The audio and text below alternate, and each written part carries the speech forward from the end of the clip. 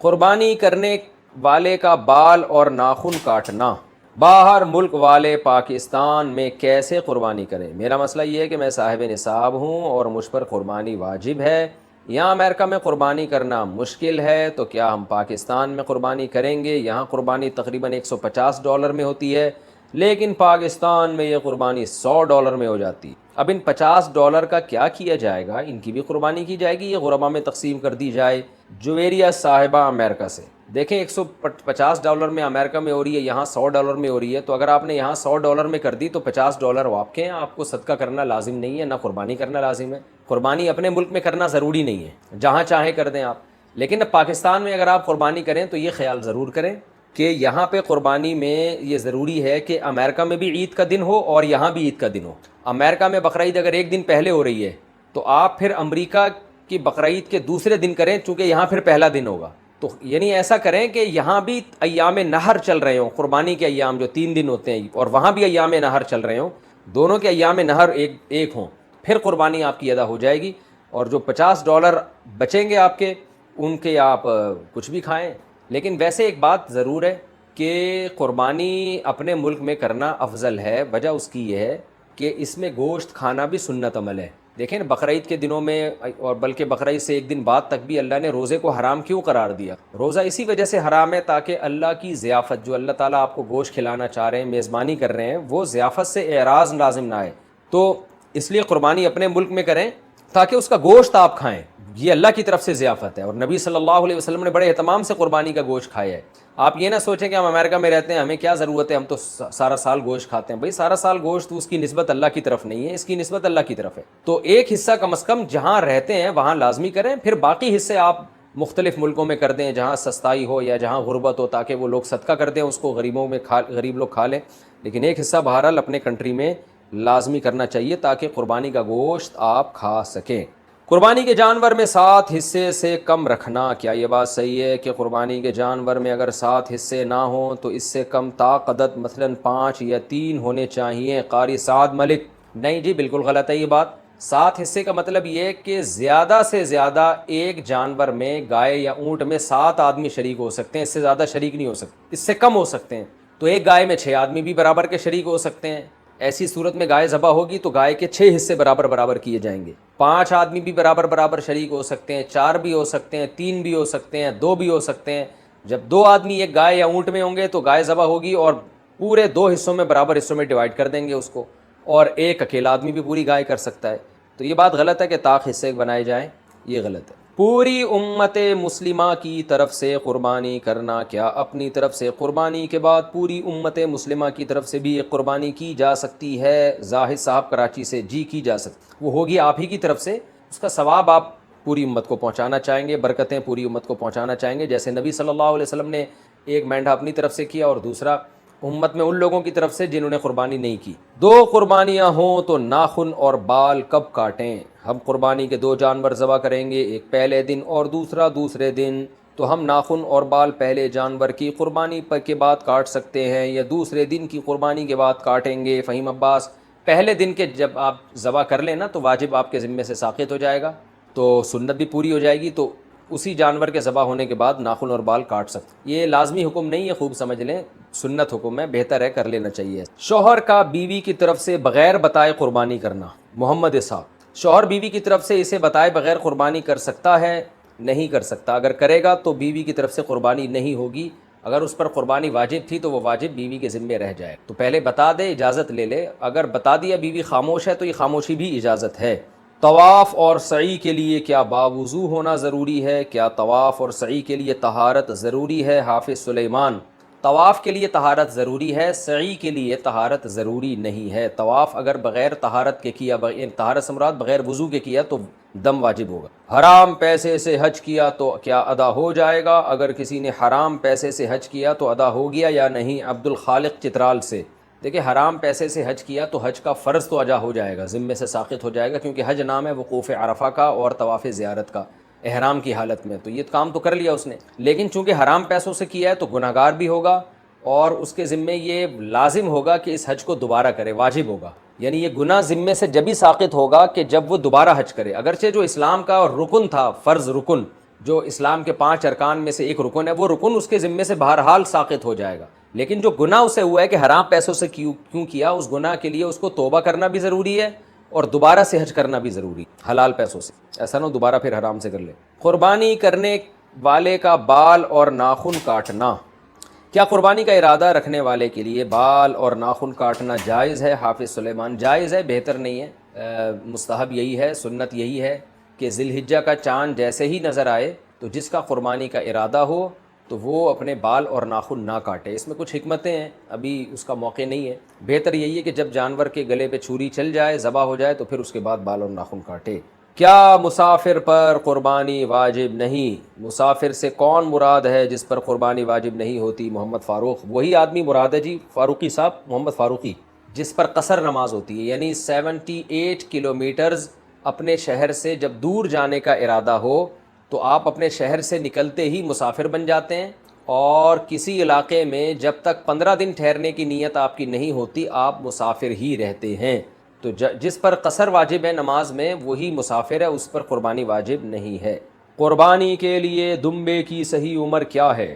ایک شخص نے 2 دمبے خریدے، ایک صاحب نے دیکھ کر کہا کہ ان کا قد سال والا نہیں ہے، اب کیا اس صورت میں ان کو فروخت کر کے دوسرا جانور لیا جا سکتا ہے یا اگلے سال تک انہی کو پالا جائے؟ طاہر منیر، جی ان کو بیچ کے دوسرا جانور بھی لیا جا سکتا ہے اور اگلے سال تک بھی پال سکتے ہیں، جائز ہے، لیکن اگر 6 مہینے کے دمبے موٹے تازے ہوں اور دیکھنے میں، ایک صاحب سے نہ پوچھیں، 2-4 صاحبوں سے اور پوچھ لیں کہ دیکھنے میں لگ رہے ہوں سال کے، تو پھر بھی جائز ہے۔ قربانی کس عمر میں واجب ہے اگر صاحب استطاعت ہو؟ سحر گل، شریعت کے تمام احکام آپ پر واجب ہوتے ہیں جب آپ بالغ ہو جائیں، تو خواتین کو جب مینسز آنا شروع ہوں تو وہ بالغ شمار ہوتی ہیں، اور لڑکوں کو جب نائٹ فال یا احتلام شروع ہو جائے تو وہ بالغ شمار ہوتے ہیں، اور اگر یہ علامتیں عورت میں یا مرد میں ظاہر نہیں ہوئی ہیں تو اسلامی لحاظ سے جب بھی کوئی لڑکا یا لڑکی 15 سال کا ہوگا تو وہ بالغ سمجھا جائے، تو بالغ ہوتے ہی شریعت کے تمام احکام آپ کی طرف متوجہ ہو جاتے ہیں، تو اس عمر میں اگر صاحب نصاب ہیں تو قربانی واجب ہے، مرد ہو یا عورت ہو۔ اپنی قربانی چھوڑ کر والدین کی طرف سے قربانی کرنا، میں اس سال اپنی قربانی نہ کروں، والدین کی طرف سے کر لوں، تو کیا یہ جائز ہے؟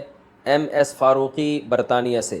دیکھیں اگر آپ کے والدین وفات پا چکے ہیں تو پھر اگر آپ والدین کی طرف سے کرتے ہیں وہ حقیقت میں آپ ہی کی طرف سے ہوتی ہے، اس کا ثواب والدین کو پہنچا رہے ہوتے ہیں، تو اس میں آپ کا اپنا واجب بھی ادا ہو جائے گا، لیکن اگر آپ کے والدین حیات ہیں تو آپ ان کی طرف سے قربانی کر رہے ہیں ان کی پرمیشن سے، تو پھر آپ کی قربانی نہیں ہوگی، بلکہ ایک جانور میں 2 بندوں کی بھی نہیں ہوگی، ابا اماں دونوں کی نہیں ہوگی، دو حصے لینے پڑیں گے یا 2 جانور کرنے پڑیں گے، تب ابا اور اماں کی ہوگی، تو ایسی صورت میں پھر آپ اگر صاحب نصاب ہیں تو آپ گناہ گار رہ جائیں گے، تو اگر آپ کے والدین حیات ہیں، زندہ ہیں، تو پھر تو آپ اپنی طرف سے قربانی کریں، اور والدین صاحب نصاب ہیں تو ان کی طرف سے الگ کر لیں، صاحب نصاب نہیں ہے تو ضرورت نہیں ہے کرنے کی، اور اگر والدین دنیا سے جا چکے ہیں تو ان کی طرف سے قربانی وہ اصل میں آپ ہی کی اپنا ہی قربانی کہلاتی ہے، کیونکہ مردہ جو ہے وہ تو شرعی احکام کا، عبادت کا مکلف نہیں ہے، جو میت ہے، تو آپ ہی کی قربانی ہوگی، آپ کا واجب بھی ادا ہو جائے گا اور ثواب بھی ان کو انشاءاللہ والدین کو مل جائے گا۔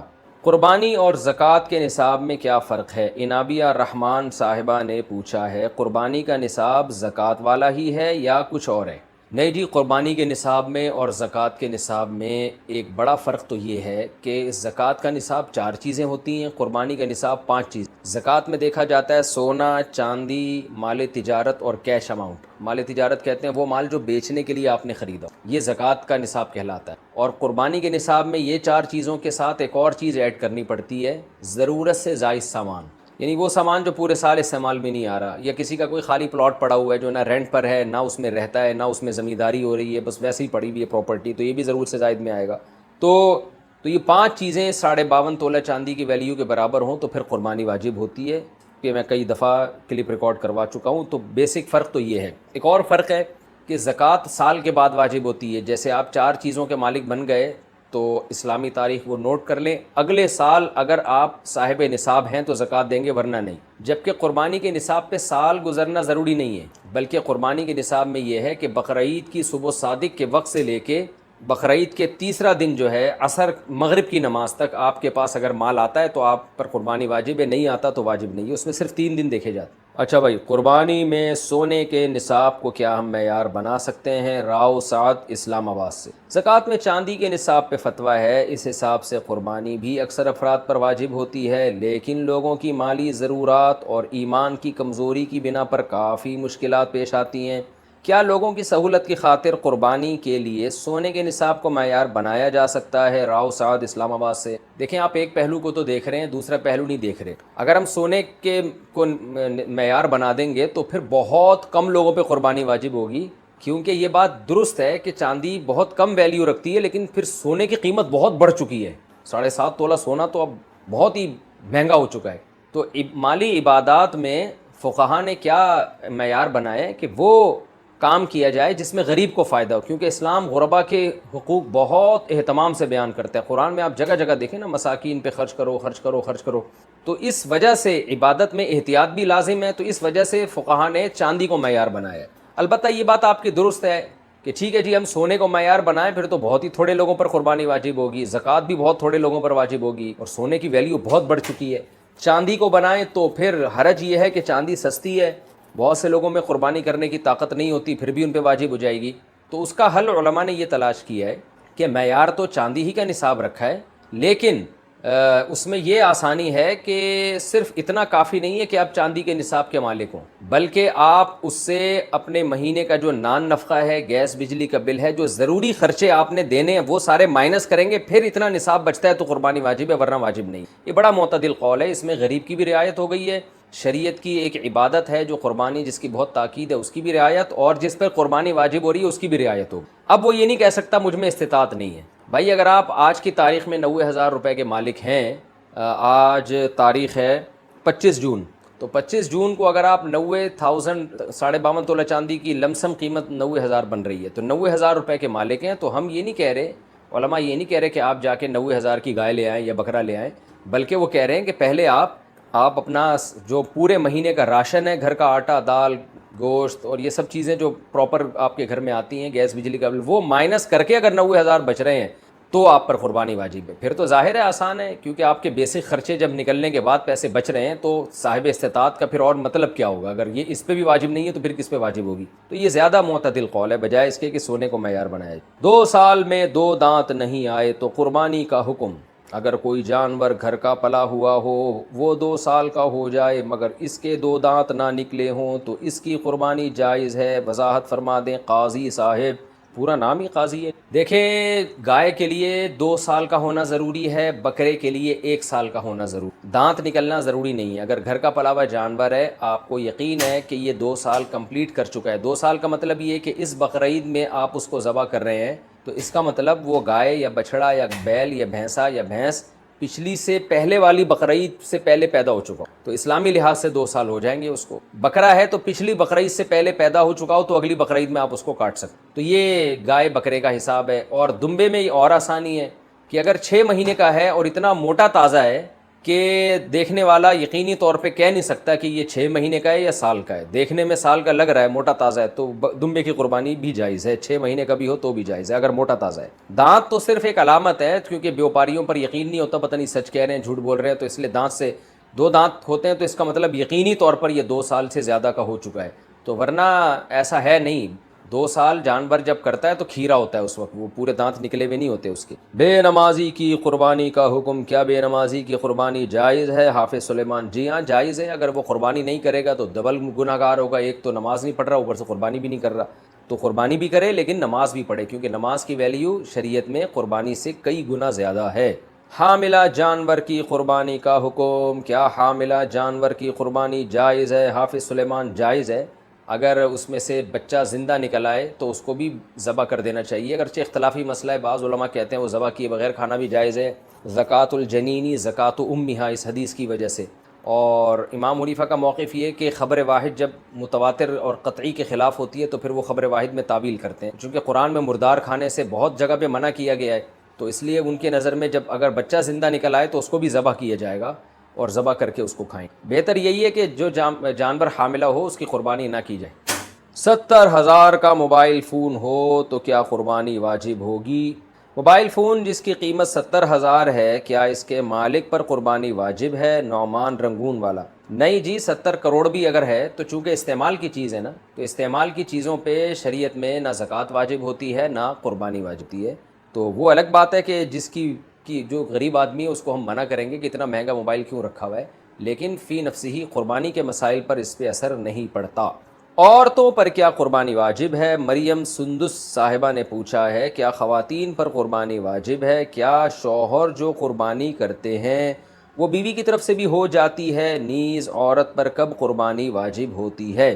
اختلافی مسئلہ ہے۔ امام ابو حنیفہ اور ان کے جو شاگرد ہیں صاحبین، ان کے نزدیک ہر ایک پر الگ قربانی واجب ہوتی ہے، کیونکہ عبادات ایک دوسرے کے قائم مقام نہیں ہوتی، اور حدیث بھی یہی ہے، من وجد سعۃ لأن یضحی فلم یضحی فلا یقربن مصلانا، جس میں قربانی کی طاقت تھی اس نے نہیں کی تو ہماری عیدگاہ میں بھی نہ آئے۔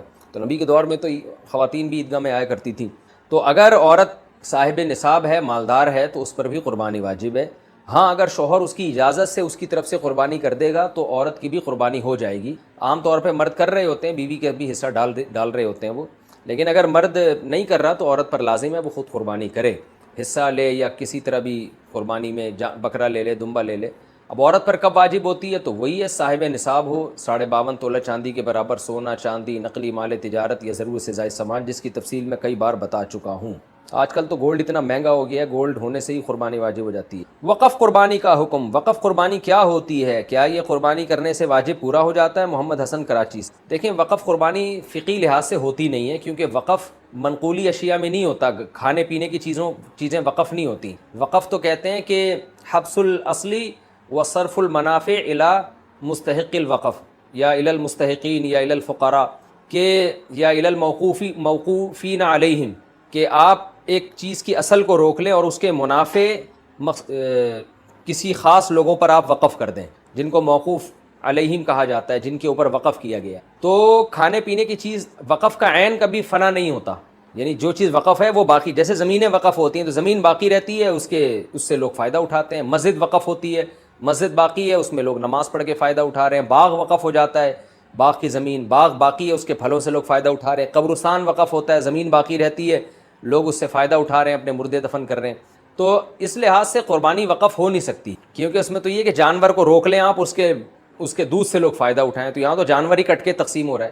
تو اصل میں یہ صدقہ قربانی کہنا چاہیے، لیکن بہرحال لوگ اس کو وقف کہتے ہیں، تو لوگ اگر ایک لفظ کے کچھ اور معنی لے رہے ہیں تو ان کو ضرورت نہیں ہے کہ ہم اس لفظ کو تبدیل کرنے کی کوشش کریں۔ لیکن لوگ جب یہ وقف قربانی کا لفظ استعمال کرتے ہیں تو اس کا مطلب یہ ہوتا ہے کہ قربانی تو ہماری طرف سے، گوشت ہمیں نہیں چاہیے، گوشت ہم غریبوں میں صدقہ کر دیں سارا۔ یہ ٹرم آج کل ایجاد ہوئی ہے جس کو وقف قربانی کہا جاتا ہے۔ فقی لحاظ سے یہ ٹرم یہاں بیٹھتی نہیں ہے، لیکن لوگ ایک چیز کو تعبیر کر رہے ہیں تو کوئی پابندی بھی نہیں ہے، اصطلاحات لا مشاحۃ فی الاصطلاح۔ تو آج کل جو عرف میں وقف قربانی ہوتی ہے اس کا مطلب یہ ہوتا ہے کہ جانور تو ہم ذبح کر رہے ہیں لیکن گوشت ہمیں نہیں چاہیے، تو جائز ہے، یہ اس میں کوئی گناہ نہیں ہے، بلکہ گوشت صدقہ کرنے کا ثواب ملے گا۔ لیکن اتنی بات ضرور ہے کہ ایک قربانی گھر میں بھی کیا کریں تاکہ اس کا گوشت خود بھی کھائیں، کیونکہ یہ عید بھی ہے نا، اس میں عید کا بھی تو ایک لک آنا چاہیے، عید بھی تو منانی ہے، جانور لائیں، کاٹیں، خود بھی کھائیں، اس کے کلیجی پکوائیں، اس کے کوفتے بنائیں، تھوڑا سا انجوائے کریں۔ اللہ تعالیٰ کی طرف سے ضیافت ہے، اللہ سے ایسا استغنا کہ مجھے گوشت ہی نہیں چاہیے، بس وہیں کر دو، وہیں سارا بانٹ دینا، مجھے نہیں چاہیے، تو یہ تھوڑا سا اچھا نہیں ہے ایسے موقع پہ۔ تو اس لیے وقف قربانی بھی کریں، لیکن پہلے اپنے گھر میں اپنے بچوں کو اور اپنے خود بھی کھائیں اس میں سے، بے شک آپ کتنے ہی مالدار ہوں، لیکن اللہ کی ضیافت سے آپ اعراض نہ کریں جو اللہ آپ کو گوشت کھلانا چاہ رہا ہے۔ حماقتوں کی بچے کی صحت کا خیال ہی نہیں کر رہے، لہٰذا وہ سارا دن ٹینٹیں لگاتا ہے۔ آج بچوں کو بسکٹ کھلائے جا رہے ہیں، چاکلیٹیں کھلائی جا رہی ہیں، پیٹ میں کیڑے پیدا ہو جاتے ہیں ان کے، پھر کھانسی، نزلہ، یہ جو پاپڑ آ رہے ہیں پتہ نہیں پلاسٹک کے کیا ہے، یہ جو پاپڑ کھلائے جا رہے ہیں ان کو، اس میں ٹاٹری ہوتی ہے، گلا خراب، 24 گھنٹے بچے بیمار۔ بالکل آج کل سوائے ان خواتین کے جو میرا بیان سن رہی ہیں، ان کے علاوہ میں دنیا میں جتنی بھی خواتین ہیں بچوں کی صحت کا خیال نہیں رکھتی۔ بچہ پالنا یاد رکھو بہت آسان ہے، بچوں کی صحت کو مینٹین رکھنا بہت آسان ہے۔ کچھ تو بیماریاں ایسی جو بیماریاں ہیں ہی نہیں، رونا تو کوئی بیماری نہیں ہے، وہ تو پھیپھڑے، بچوں کو کبھی کبھار موشن ہو جانا یہ بیماری نہیں ہے، ہونے چاہیے، ضروری ہے۔ ہاں، تو 1-2 دن سے زیادہ ہو گئے تو پھر وہ ORS سے اس کو پلانا پڑتا ہے تاکہ وہ، لیکن یہ کوئی اتنا کوئی خطرناک مسئلہ نہیں ہے، تو کبھی کبھار، ایسا نہیں ہے وہ بار بار ہو رہے ہیں۔ تو اسی طرح بچوں کو جو ہے نا یہ نزلہ، ناک بہ رہی ہے، یہ سب بچوں کی بہتی ہے۔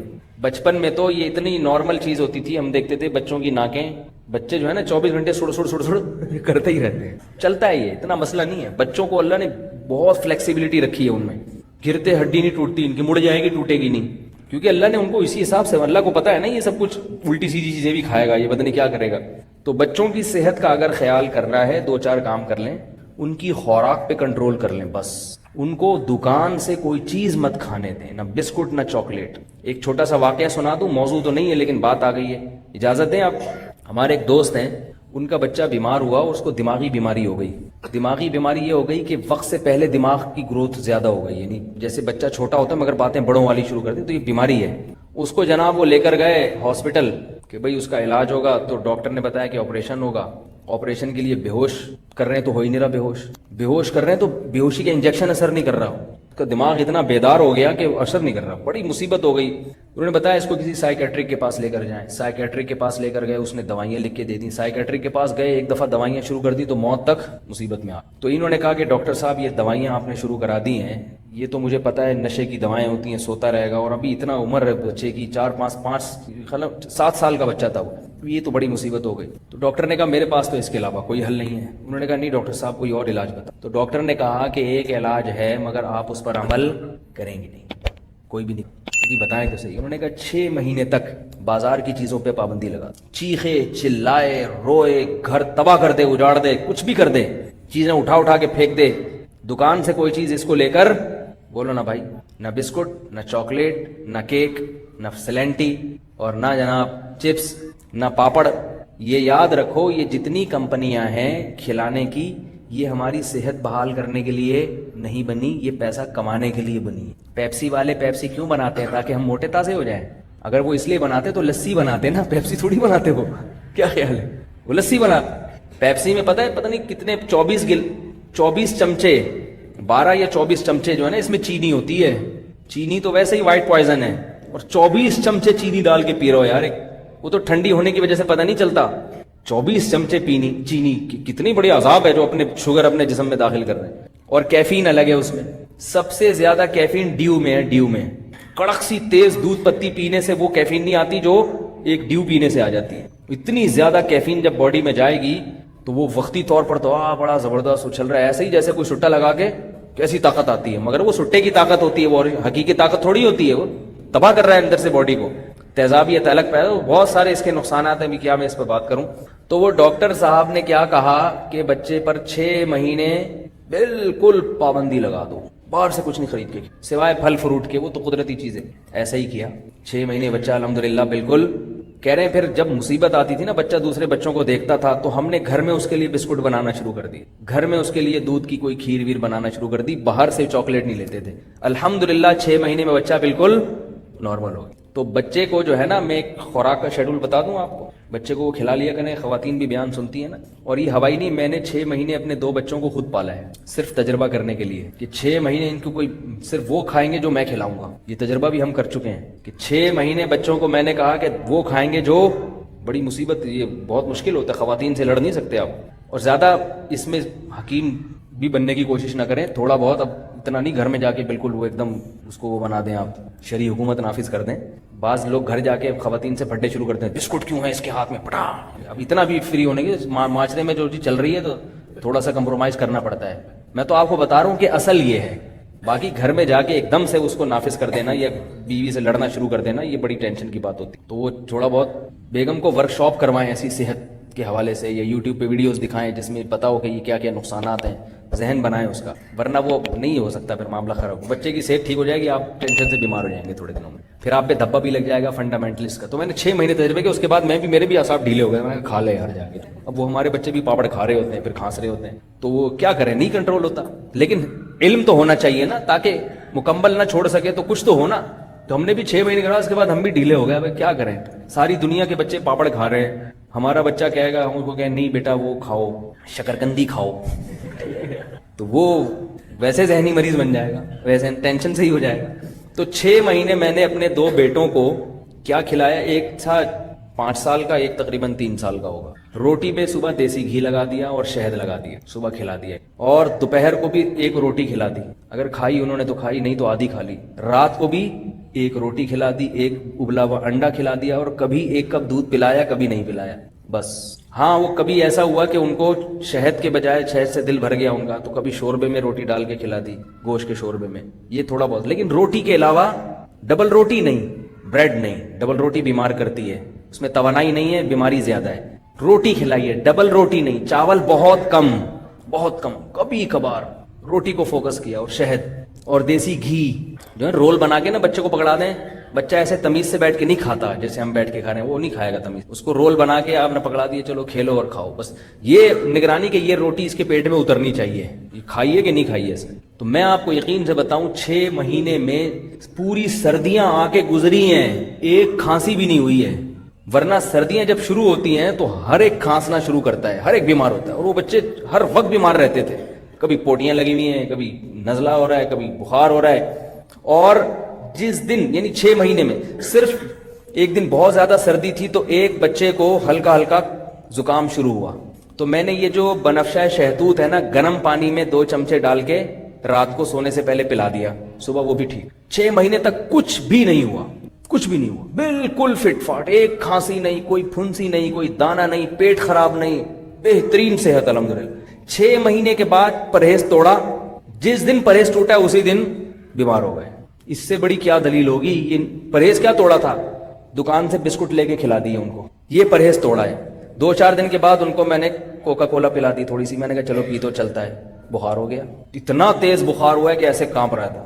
تو یہ ہے بازار کی چیزوں میں اور گھر کی چیزوں میں فرق. اور مزید طاقتور بنانا چاہتے ہو تو رات کو کھجور دودھ میں بھگو دو، صبح کھا لو.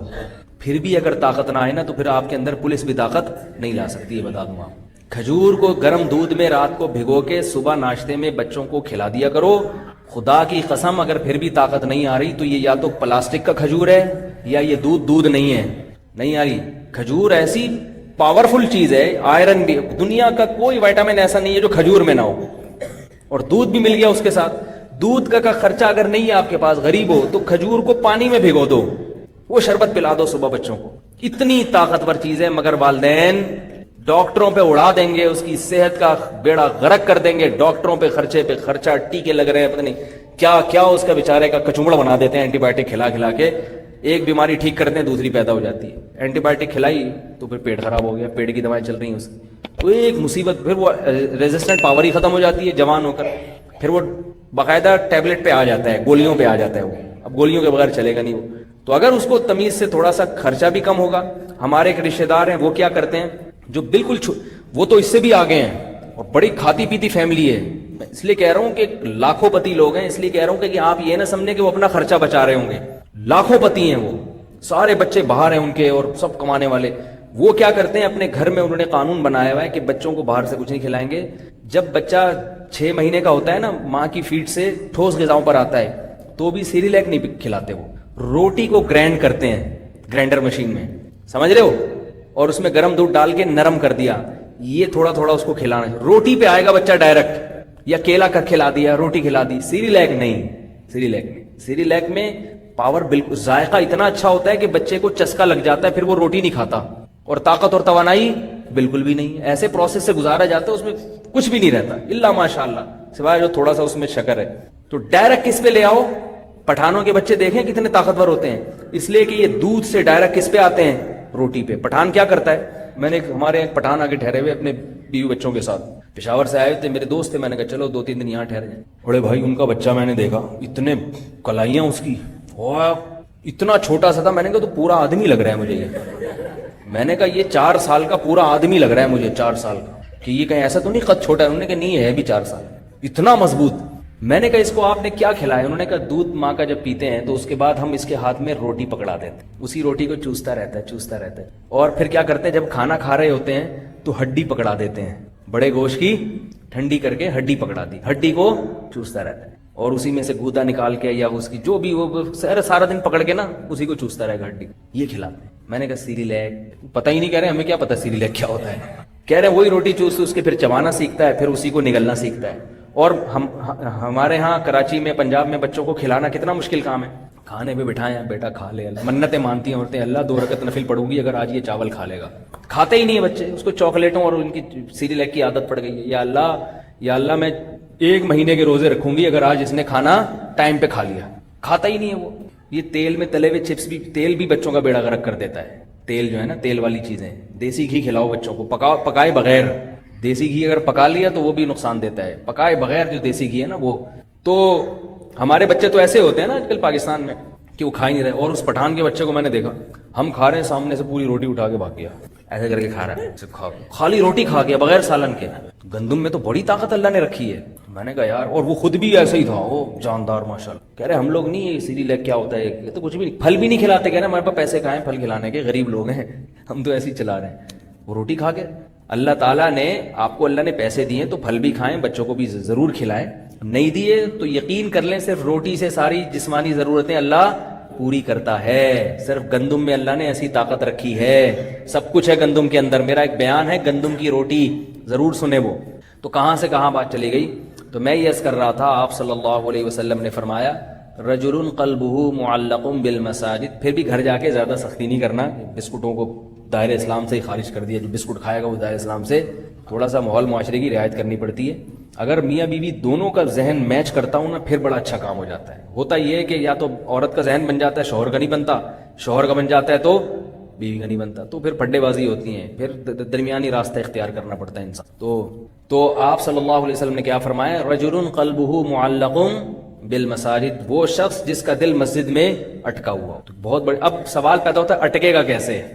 تو بھائی اٹکے گا ایسے, ایک تو آخرت کا سوچنا چاہیے کہ ہمیں یہ دنیا ایک دن چھوڑ کر جانا ہے. یہ بال اولاد یہی ہمیں کل قبر میں اتاریں گے, تو ان سے محبت بھی اللہ سے محبت کے بعد ہونی چاہیے. یہی ہمیں قبر میں اتاریں گے کل, یہ بزنس, یہ بنگلہ. اور دوسری بات یہ کہ نفلی عبادت زیادہ کرنی چاہیے. جس چیز کا دل نہ چاہ رہا ہو وہ کام اگر کرنا شروع کر دیں تو آہستہ آہستہ دل چاہنا بھی شروع ہو جاتا ہے. انسان کی فطرت ہے, جس چیز سے کراہت ہے نا کام زیادہ سے زیادہ کرو. دیکھو جو شراب پیتے ہیں, پہلی دفعہ میں تھوڑی اچھی لگتی ہے ان کو, کتنی غلیظ اور گندی بدبودار چیز ہے. تو جب اس کے عادی بن سکتے ہیں تو نماز اتنی میٹھی مزیدار اور عبادت ایسی مزیدار چیز ہے, اس کی لت کیوں نہیں پڑے گی, اس کی عادت کیوں نہیں پڑے گی.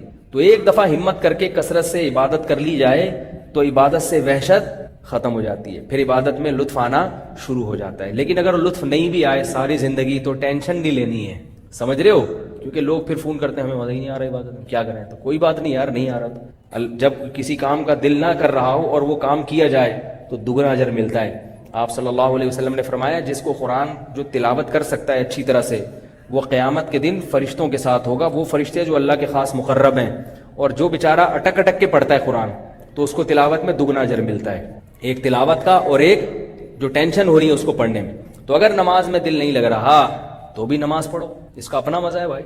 دل نہیں لگ رہا, اور یہ بھی ذہن میں رکھیں کہ نماز پڑھنے کا دل نہیں چاہ رہا, یہ ایک الگ کیفیت ہے. اور ایک دل تو چاہ رہا ہے مگر نماز جب نیت باندھتے ہیں تو پھر دماغ غائب ہو جاتا ہے. کیونکہ جب آپ کاروبار بھی کرو گے, سارا دن آلو پیاز ٹماٹر بیچ رہے ہیں, سارا دن باس سے لڑ رہے ہیں یا خود باس بن کے امپلائیز کو, تو جب ظہر کی نیت باندھو گے تو پھر دماغ میں وہی آنا شروع ہو جائے گا نا, تو ٹینشن لینے کا نہیں ہے. یہ انسان کی فطرت ہے. جو ہمارا کام ہے وہ ہم اپنی ذمہ داری پوری کریں, جو چیز ہمارے اختیار میں نہیں ہے اس پہ پریشان مت ہوں. ایک ملفوظ سنا کے بات ختم کرتا ہوں. حضرت مولانا عاشق الہی صاحب رحمہ اللہ تعالی, ان سے کسی نے پوچھا کہ حضرت نماز میں دل نہیں لگتا, سجدے میں مزہ نہیں آتا, سجدے میں جاتا ہوں تو بھی دماغ سر اللہ کے سامنے رکھا ہوا ہے مگر خیالات ادھر ادھر, کوشش کرتا ہوں پھر بھی خیال, یہ کیسا بیکار سجدہ ہو گیا یہ تو انہوں نے فرمایا کہ اچھا یہ اگر بیکار ہے تو یہ والا سجدہ مجھے کر سکتے ہو تم. کتنا زبردست جواب دی کہ یہ اگر بیکار سجدہ ہے یا یہ نماز بیکار ہے تو میری طرف رخ کر کے پڑھ سکتے ہو, یا یہ سجدہ مجھے کر سکتے ہو. اس نے کہا یہ کیسے ہو سکے. فرمایا اس کا مطلب یہ اتنا قیمتی سجدہ ہے کہ یہ صرف کس کے سامنے ہو سکتا ہے, اگر بیکار چیز ہوتی تو مجھے دے دیتے نا یہ سجدہ. پتہ ہے کہ اس کی قیمت کا, یہ والا سر جھکے گا چاہے بغیر خیال کے بھی جھکے, تو کس کے سامنے جھکے گا, اللہ. یہ والی ہاتھ مان کے جب ہم کھڑے ہوں گے تو بے شک ہمارا دماغ کہیں ہو, پھر بھی ہم کس کے سامنے کھڑے ہوں گے, صرف اللہ کے سامنے. مخلوق کے سامنے 2 نمبری سجدہ بھی نہیں کر سکتے, تو اس کا مطلب سجدہ یہ 1 نمبر ہی ہے. ہاں دماغ نہیں لگ رہا وہ تو اپنے اختیار میں نہیں ہے نا, تو اس لیے ٹینشن نہیں لینے کی. ٹینشن ہے پہلی مارکیٹ میں بہت ہیں, اوپر سے یہ ٹینشن بھی لے لے آدمی. تو نماز پڑھے, فرائض واجبات پورا کرے. اور اگر یہ کیفیت پیدا ہو جاتی ہے کہ دل مسجد میں اٹک جاتا ہے, ایسے لوگ الحمدللہ موجود ہیں کہ ان کو مسجد میں زیادہ لطف آتا ہے, دل ہی نہیں چاہتا مسجد. اور مسجد میں مزہ آنے کا مطلب, لطف کا مطلب نماز سے پہلے پہنچ جائیں. بعض لوگوں کا معمول ہے ادھر اذان ہوئی ادھر مسجد میں پہنچ گئے, پہلی صف میں کھڑے ہو کر سنتیں پڑھنا نوافل پڑھنا سنتیں پڑھنا شروع کر دیتے ہیں. آپ صلی اللہ علیہ وسلم نے فرمایا جو لوگ نماز میں پہل کرتے ہیں قیامت کے دن وہ مقرب فرشتوں کے ساتھ ہوں گے, جو اللہ کے خاص دربار میں آگے بیٹھنے والے فرشتے ہیں نا, تو یہ لوگ بھی اللہ ان کو آگے بٹھائے گا. اللہ کہے گا جب دنیا میں میرا دربار لگتا تھا تو یہ سب سے پہلے آتے تھے, جب آخرت میں میدان حشر میں دربار لگے گا تو یہ لوگ بھی سب سے آگے بیٹھیں گے. تو یہ اللہ تعالی ہم سب کے میں یہ والی کیفیت پیدا فرما.